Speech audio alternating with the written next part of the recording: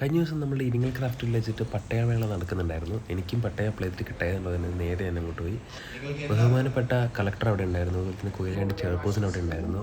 ബഹുമാനപ്പെട്ട മിനിസ്റ്റർ രാജൻ സാറാണ് അവിടെ ഉദ്ഘാടനം നിർവഹിച്ചിട്ടുണ്ടായിരുന്നത്.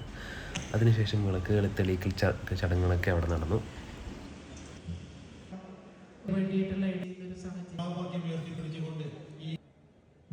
അങ്ങനെ ഫൈനലി നമ്മൾ പട്ടയം നമ്മളെ കൈ കിട്ടി.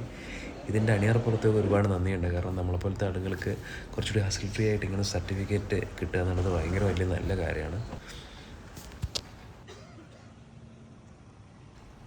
മഴക്കാലത്ത് ക്രാഫ്റ്റ് വില്ലേജ് പ്രത്യേക ഒരു ആംബിയൻസ് തന്നെയാണ്.